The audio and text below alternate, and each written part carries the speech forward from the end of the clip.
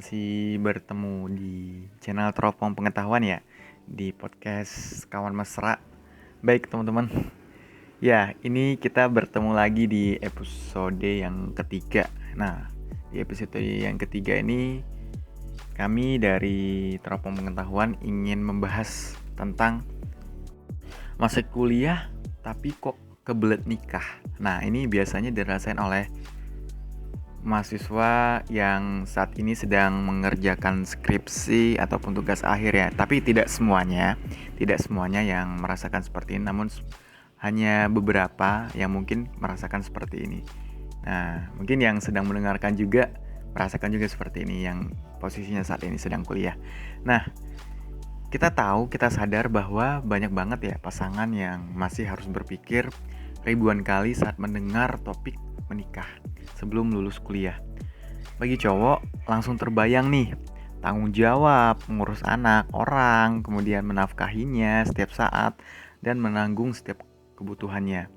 Sedangkan buat cewek, langsung terlintas bagaimana dia harus repot mengurus rumah tangga, mulai dari memasak, bersih-bersih, dan mengatur keuangan keluarga. Bagi anak kuliahan, jelas ini merupakan pemikiran yang cukup berat. Apalagi kalau selama ini masih menggantungkan hidup pada uang saku dari orang tua. Tapi kalau sudah cinta ya, urusan cinta. Nah, kalau misalnya sudah urusan cinta, itu apa saja pasti dilakuin gitu.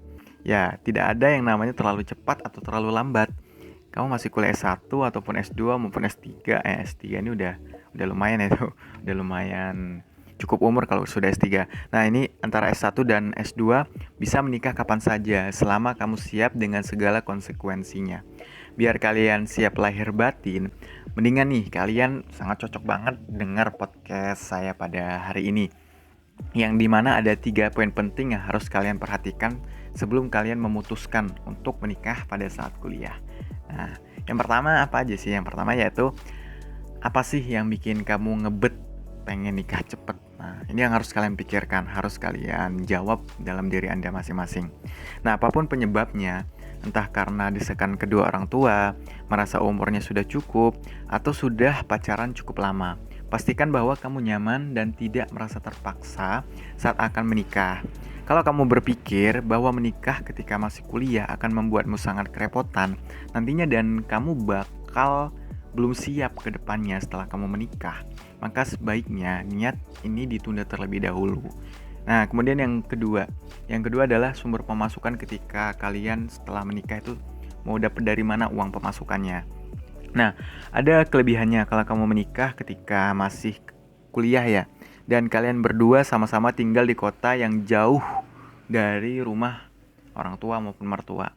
Kalian bisa tinggal di rumah sewa yang sama sehingga bisa menghemat biaya sewa, biaya listrik, dan transportasi. Tapi pertanyaannya, dari mana sumber pemasukan kalian? Kalau kalian berdua sudah bekerja dengan penghasilan yang cukup, berarti hal ini tidak menjadi masalah. Namun jika kalian masih mengandalkan kiriman dari kedua orang tua, pastikan sudah ada komunikasi dengan pasangan maupun dengan orang tua masing-masing. Kemudian ada yang ketiga. Yang ketiga yaitu mengatur pengeluaran pribadi dan bersama. Nah, hidup bersama itu nggak mudah, friends. Kalian aja hidup sendirian aja pada saat masih mahasiswa aja lontang-lanting ya. Nah, kalau misalnya kalian sudah siap untuk menikah, berarti kalian harus bisa menerima konsekuensinya. Hidup bersama juga berarti kalian siap mengelola keuangan secara bersama-sama.